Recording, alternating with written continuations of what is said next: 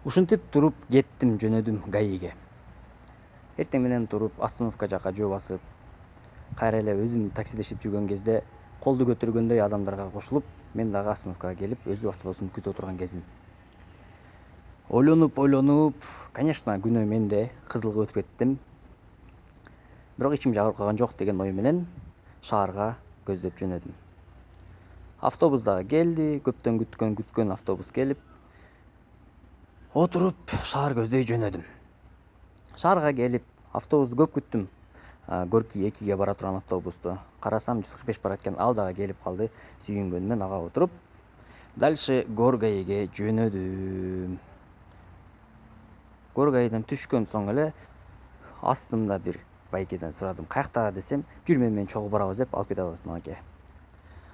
Ал жака жетер менен эле берки кишиге жолугуп, бияктан уже документтерди копияларын чыгарып, сураштырып баштап, эмне болот экен, кандай болот экен деп очередь күтүп жаткан кез. Очередти күткөн соң эле сразу кабинетке кирип, кабинетте уже могундай заявление толтуруп жазат экенбиз. Бул жерде толук жазылып турат.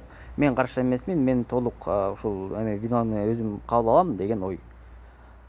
Бул жерде чыгып кетатканда биздин ишибиз көрсө тергөөгө өтүп кетиптир. Бул көрсө кечки мал чалып коюптур скорыйга мен ооруп атам деп. Бирок басып кетиши жакшы эле. История, ушундай болуп бүттү. Билбейм эмнеге чалганын, жана жанында жүргөн достору бир болсо, может быть, деген ой келип кетти да. Кече наркологиядагы, анан кийин на место происшествия болгондо аябай көп адамдар келген. Ошонун арасында походу бирөө чыккан окшойт. Мен ушинтип жазсаң, кичине оорураак болуп калат, же болбосо там акчаны көбүрөөк көндүрүп алабызбы деген ой менен. Возможно дейт бияктагы тергөөчү байкелерчи.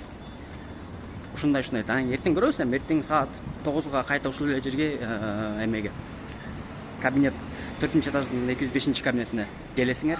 Ал жактан бул ошо эмеге жардам чакырууга каршы эмесмин. То есть жардам көрүүдөн каршымын, суд мектепте кереги жок деген немени чыгарган болсо, бул жактан сразу эмени чыгарат экен. Каскага ОСАГОнун оформление кылып туруп, машинага штраф берет экен, ошо менен чыгып кеткен дальше. Бүгүн ушундай болуп кетмек экен. Если бул кече чалып туруп, мен ушундай болдум деп айтпаганда, мен суроо берип атам да, мисалы үчүн кече чалганда 112-ге чалганда сразу эле эме болбоду беле депчи. Жардам керекпи деп сураганда, сен жок дебедиң беле десем, ошо үйүнө бар кечинде чалып койту деп байкелер айтты. Бул ошол суроону берсем, берки унчукпай турат. Мына видеодон көргөндө эле жакшынакай эле басып кетти досунун жанында. Өзүңөр бир баа берип көргүлөчү. А так бүгүнкү серия ушу менен аяктады. Эртеңки серия качан анда?